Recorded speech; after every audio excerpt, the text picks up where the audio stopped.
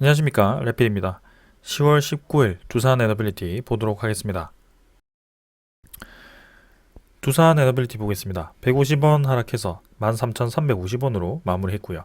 1.1% 하락했습니다. 오늘 이제 상승을 하다가 장 후반으로 갈수록 좀 밀리면서 마무리가 되었고요. 사실 뭐 증시 자체가 장중에 이제 상승을 하다가 마지막에 하락 마무리를 하였습니다. 그래서 사실상 지금도 그냥 증시 흐름 그대로 지금 움직였다라고 보셔도 무방합니다. 그래서 지금 두산 에너빌리티는 개별 종목의 그런 움직임이 아니라 증시에 대한 흐름 그대로 지금 가고 있다라고 보시면 될 것 같고요. 증시가 이제 저점을 잡고 좀 자리를 잡는 듯한 모습이 보였고요. 거기에 대해서 두산 에너빌리티도 마찬가지로 그렇게 진행이 되고 있습니다. 그래서 지금 이 하락분도 좀 과도하게 빠졌던 이 하락분도 사실상 증시에 대한 그런 하락 흐름으로 나왔던 부분이기 때문에 증시가 안정화가 되었을 때는 분명히 다시 상승할 수 있는 그런 부분이 있습니다. 자, 그렇다고 한다면 이제 지금 증시가 안정화가 될 것인지에 대해서 좀 생각을 해봐야 되는데요. 아직까지도 사실 금리 인상에 대한 그런 기류는 지속이 되고 있습니다. 인플레이션 지수가 아직까지도 견고하고요. 그런 소비자 물가 상승률도 아직까지 기대치보다 높게 나오고 있습니다. 그래서 그런 미국의 나스닥 다우도 그런 흐름에 대해서 굉장히 이제 롤러코스터 움직임을 보이고 있고요. 어제도 이제 급등을 하다가도 또 이제 다시 거의 부합으로 마무리했다가 약상승을 했지만 사실 지금도 선물 지수를 보시면은 선물은 또 떨어지고 있습니다. 그래서 미국 증시와 그다음에 유럽 증시는 또 부분 상승하고 있지만 결국에는 뭐 오늘은 약 하락으로 좀 진행이 되고 있고요. 뭐 환율 같은 경우도 사실 1,433원 하루에도 이제 뭐 급락했다가 급등을 했다가 뭐 이런 식으로 좀 반복을 좀 하고 있습니다. 그래서 그만큼 이제 시장 상황이 아직까지도 갈피를 잡지 못하고 있다라고 보시는 게 맞고요. 환율이 안정화되면서 이제 증시가 바닥 라인을 잡는다면 분명히 이제 좋은 움직임으로 이어질 것입니다. 근데 이제 이런 증시에 대한 흐름 자체가 이제 안정화가 될 때까지는 좀 이제 지켜보는 그런 상황이 필요하고요. 지금도 환율이 떨어질 듯 말 듯 하면서 자리를 잡고 있습니다. 미국 10년물 국채금리는 계속 올라가고 있고요. 4.08%입니다. 그래서 최근에 그 수치보다 계속 높아지고 있고요. 이제는 최대치가 10개년도 그죠? 10년 이전으로 갈 만큼 상당히 이제 많이 올라갔다라고 보시는 게 맞고요. 오히려 이제 2006년 수준으로 지금 국채금리가 상승을 한 상황입니다. 네, 그만큼 이제 비정상적인 그런 시장 상황 때문에 국채 금리라든지 환율 시장이라든지 이런 것들이 상당히 이제 불안하고요. 거기에 대한 후폭풍이 예상되기도 하지만 사실 그런 후폭풍 이전에 이제 그런 물가를 잡기 위한 과정이라고 보시면 될 것 같습니다. 그래서 물가가 빠르게 잡힌다면 이제 그런 후폭풍에 대해서 정부에 대한 대응이 필요할 거고요. 거기에 대해서 이제 금리 인상을 멈추고 다시 금리 인하를 시작한다든지 아니면 테이퍼링을 멈추고 이제 완화를 시작한다든지 그런 식으로 좀 진행이 될 것 같습니다. 자, 그래서 우리가 뭐 지금 이 시장을 매일매일 본다라고 해서 사실 뭐 큰 변화는 없습니다. 그래서 그런 큰 틀이 좀 바뀌어야지 움직임이 바뀔 것 같고요. 저점을 찍고 이제 증시가 반등하는 추세로 들어간다면 분명히 이제 또 그런 분위기, 좋은 분위기는 형성될 수 있습니다. 그래서 그런 것들을 좀 타이밍을 기다리면서 지켜보는 상황이고요. 나스닥도 이제 거의 고점 대비해서 50% 가까이 하락한 상황에서 60 월봉선은 그래도 지키는 상황입니다. 그래서 이제까지는 이제 계속 60 월봉선은 지키면서 진행이 되었었고요. 그런 추세를 이번에도 살리면서 진행할지는 좀 더 지켜보도록 하겠습니다. 자, 오늘은 그래서 큰 움직임이 없었기 때문에 가볍게 좀 진행을 하고 마무리를 하겠습니다. 자, 두산 에너빌리티 차트상으로도 아까 뭐 바닥 라인 근처에서 지금 한 5일 정도 횡보를 하였고요. 사실상 이전에도 5일 정도 횡보를 하다가 좀 급락한 부분이 있었습니다. 하지만 이때는 이제 증시가 뭐 3%, 2% 이렇게 급락을 할 때 그렇게 좀 뚝뚝 떨어지는 경향이 있었기 때문에 지금과는 좀 다른 상황이긴 합니다.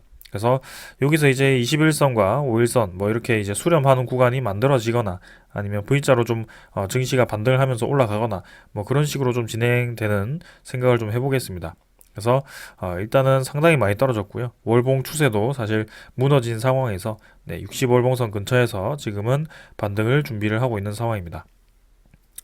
사실상 이런 분위기를 보았을 때는 증시 자체가 지금은 급 반등할 수 있는 상황은 아닙니다. 그래서 그런 상황이 아니기 때문에 이런 주가에 대한 회복도 사실 좀 시간이 필요할 수도 있거든요. 근데 그렇다고 해서 영영 이제 올라가지 못하는 것은 아닙니다. 그래서 지금은 되도록 정말 이제 오기 힘든 가격대까지 주가가 쭉 떨어진 상황이기 때문에 그런 상황에 대해서 이제 빠르게 주가를 회복할 수는 없더라도 우리에게는 분명히 좋은 기회가 온 것이고 거기에 대해서 단가를 맞춰 간다면 결국에는 주가가 회복하는 과정에서 우리는 수익을 더 크게 얻을 수도 있는 그런 상황입니다. 자, 그래서 일단은 그렇게 진행이 되고 있는 상황. 그래서 이번 주와 그 다음에 다음 주 정도에 어떤 식으로 진행되는지는 더 지켜봐야 될 것 같습니다. 1거래량은 430만 주로 어제보다 좀 증가를 했지만 크게 뭐 중요하지는 않은 상황이었고요. 3일 정도 상승하는 상황에서 하루 정도 하락을 하였습니다. 그리고 투자자 수급은 이제 기관 투자자가 35만 주 매도했고요. 외국인 투자자는 6만 8천 주 매도했습니다. 외국인 투자자는 뭐 이틀 연속 매도했지만 큰 물량을 뱉진 않았고요. 오히려 이제 기관 투자자 중에 특히 연기금 투자자가 계속 매도를 하고 있습니다.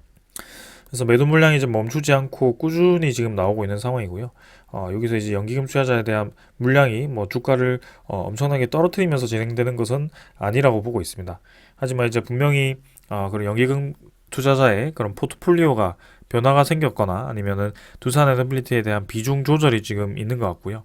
거기에 대해서 지금 좀 빠져나가고 있는 상황인 것 같습니다. 그리고 투신도 지금 뭐 최근에는 계속 매도를 하는 추세였고요. 하루 정도 매도를 멈추었지만 오늘 또 이렇게 매도를 하면서 오히려 이제 투신 물량이 주가를 끌어내릴 수 있는 그런 상황이기 때문에 일단 지켜보겠습니다. 그래서 지금은 사실 기술적인 분석은 크게 중요하지 않은 상황이고요. 떨어지는 지점 이전에 큰 상승을 다 반납을 한 상황이기 때문에 거기에 대해서 어떻게 시장이 또 흘러가는지는 더 지켜보도록 하겠습니다. 자, 그 다음은 빠르게 넘어가서 이제 두산 에너빌리티 공매도 잔고 한번 확인해 보겠습니다. 공매도 잔고는 지금 1042만 주, 어제와 거의 유사한 상황이고요. 어제 대비해서 거의 3만 주밖에 상환되지 않았습니다. 그래서 그래도 이제 꾸준히 지금 상환이 되고 있는 상황이고요. 공매도 거래량도 계속 줄어들어 있는 상황입니다. 그래서 신규로 이제 공매도 잔고가 대규모로 늘어나는 상황은 아닌 것 같고 오히려 이제 감소하는 방향으로 가고 있기 때문에 지금은 추가적인 주가 하락보다는 오히려 이제 반등을 위한 준비를 하고 있다. 이렇게 좀 생각을 해도 될 것 같습니다. 그래서 증시에 대한 그런 흐름만 좀 받쳐준다면 두산 에너빌리티 지금 뭐 13,000원 이렇게 되고 있지만 저는 적어도 이제 우리가 깨기 어려웠던 그런 박스권까지는 주가가 좀 빠르게 회복을 할 수 있다라고 생각을 하거든요. 그래서 그 주가라고 한다면 15,000원 정도, 16,000원 정도라고 좀 생각을 합니다. 그래서 그 정도까지는 적어도 이제 증시가 반등을 해준다면 빠르게 좀 치고 나가주는 그림을 그려보도록 하겠습니다. 자, 일단은 증시 안정화가 우선이니까요. 여기서 또 증시가 무너진다면 어쩔 수 없이 또 떨어질 수밖에 없습니다. 자, 그 다음에 이제 대차 잔고고요. 대차 잔고는 상환 200만 주 진행되었고요. 체결은 뭐 94만 주 정도. 그래서 이번에는 이제 상환이 좀 많이 진행이 되었고 2,950만 주 정도로 진행이 되었습니다. 그래서 대차 잔고가 좀 늘어나는 듯 하다가 다시 감소를 하기 시작했고요. 공매도 잔고도 지금은 추가적으로 더 늘어나지 않고 오히려 감소하는 방향으로 계속 가고 있기 때문에 지금은 공매도 잔고라든지 대차 잔고 모두 긍정적인 방향으로 진행이 되고 있다. 이렇게 보시면 될 것 같고요. 그 다음 외국인 추적 물량 대비해서 당일 물량은 16만 주 매도로 뭐 크게 변화는 없었습니다. 그래서 보유율 자체도 11.7% 정도로 계속 뭐 유지가 되고 있는 상황입니다. 그래서 지금 단기간에는 뭐 좀 더 시간을 두고 지켜보는 수밖에 없다. 이렇게 좀 설명을 드리겠습니다. 자, 그래서 오늘 이 정도로 말씀을 드렸고요. 큰 변화가 없기 때문에 저도 계속 반복적인 얘기가 좀 나오고 있습니다. 그래서 일단은 바닥 라인을 잡고 증시가 안정화되어서 바닥 라인을 잡는 것이 우선이고 거기서 증시가 반등을 할 때 두산 에너빌리티에 대한 그런 이전 바닥 라인을 회복을 하는지가 중요할 것 같습니다. 그런 상황에서 우리는 계속해서 이제 그런 반등을 할 수 있는 소스를 찾게 되는 것이고요. 그 중에 하나가 이제 네옴시티였죠. 근데 이제 네옴시티가 사우디 쪽에 그 고위급 인사가 이제 우리나라를 방문하기로 했다가 이제 무산이 되면서 지금 이제 오히려 우리나라 원희룡 국토부 장관이 직접 다음 달 초에 사우디를 가서 방문을 하겠다라고 한 것 같습니다. 그래서 혼자 가는 것이 아니고요. 이제 4박 6일 정도로 해서 삼성물산이라든지 현대건설이라든지 그런 기업들과 해외건설협회, 그다음에 한국해외인프라도시개발지원공사 이렇게 해가지고 다 같이 가는 것 같습니다. 그래서 사우디 쪽에서 이제 네옴시티 수주를 위해서 이제 그런 기술들과 그런 역량들을 다시 한번 어필할 것으로 보여지고 있고요. 뭐 어떤 이유 때문에 우리나라를 방문하지 않았는지는 모르겠지만 일단은 우리가 먼저 나서서 지금 이제 이 주도권을 또 확보를 하려고 하는 것 같습니다. 분명히 사우디가 우리나라는 이때까지 그런 인프라 공사도 많이 진행을 했었고요. 그런 연결고리가 있기 때문에 네옴시티가 완전히 무산될 것 같지는 않고요.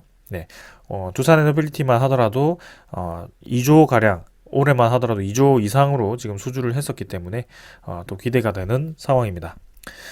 자, 그래서 연말로 갈수록 이제 그런 건설 소식, 새로운 건설 소식들이 계속 들려올 것 같고요. 이번 달에 원래 이제 폴란드 원전에 대한 소식이 좀 들려온다라고 했는데요. 아직까지는 네, 구체적인 소식은 들려오지 않고 있습니다. 그것도 한번 기다려 보고요. 그 다음에 저렇게 이제 네옴시티에 대한 소식도 있고, 그 다음에 이제 해상풍력 관련해서 국내 국산화 시장이 또 이제 크게 오픈이 될 것 같습니다. 네, 그런 것들 기대를 하면서 계속 우리 자리를 지키면 될 것 같고요. 네, 지금 이제 증시가 추가적인 하락을 크게 하기보다는 반등을 할 수 있는 그런 자리다라고 계속 언급을 드리고, 네, 거기에 대한 준비 과정은 지금은 뭐 바로 급등이 이렇게 다음 달 뭐 이번 올해 나오지 못한다고 하더라도 결국에는 이런 횡보 과정 이후에 네, 상승이 나오게 되어 있습니다. 그래서 증시라는 것은 계속 하락할 수만은 없는 것이고 계속 상승할 수만은 또 없는 것입니다. 그래서 그때그때마다 우리는 대응을 하면서 네, 지켜보면 될 것 같고요. 지금 이런 하락장에 대한 대응법, 네, 그런 것들을 이제 익히시고 한번 이겨내 보신다면 다음번에도 이런 시장이 왔을 때 어떻게 대처를 할 수 있는지 네, 그런 것들을 네, 이해를 하실 수 있을 것 같습니다. 분명히 이제 뭐 고점에서 매도를 하고 이제 현금 100%를 가지고 기다렸다가 이 저점에서 100% 매수를 하는 것이 투자 그냥 단순히 생각한다면 그게 가장 큰 기회이고, 네, 그렇게 하는 것이 뭐 가장 이득이고, 그죠? 뭐 가장 잘하는 투자자일 수도 있겠죠. 근데 하지만 우리가 그런 지점을 찾기는 사실 쉽지 않기 때문에, 그리고 그런 과정에 있어서 여기에 집착을 하다 보면은 이런 중턱 구간에서 계속 흔들리게 되어 있습니다. 그래서 지금이 진짜 저점인지 지금이 진짜 고점인지에 대해서 계속 의심을 하게 되고 거기에 대해서 이제 그런 것들을 찾기 위해서는 당연히 이제 우리가 접할 수 있는 그런 기사라든지 그런 뉴스, 네, 그런 것들을 이제 접할 수밖에 없습니다. 하지만 우리 정보는 이미 다 오픈이 되어 있는 정보를 접하는 것이기 때문에 네, 그런 것들을 보고 대응을 하기에는 상당히 늦을 수도 있고요. 그래서 우리는 내려가는 과정에서 이 정도쯤 되면 우리의 기준치로 해서 상당히 많이 떨어진 구간이라고 생각한다면 분할로 계속 들어가다 보면은 결국에는 저점을 찍고 반등하는 구간이 올 것이고요. 그런 과정에서 우리는 평균 단가가 뭐 한 이 정도, 네, 이 정도에서 형성이 되더라도 증시가 결국 반등을 해서 올라간다면, 네, 이 구간은 상당히 이제 낮은 가격대에 속할 수 있다라는 점입니다. 네, 그래서 그런 것들을 생각을 하고 투자를 하는 것이고요. 지금은 추가적인 하락 없이 이제 바닥 라인을 잡는 것을 우선으로 지켜보자라고 말씀을 드리면서 마무리를 하겠습니다. 그리고 이제 좋은 소식들 들려오기만을 좀 기다리면 될 것 같습니다. 자, 오늘 여기까지 하고 마무리하겠습니다. 감사합니다.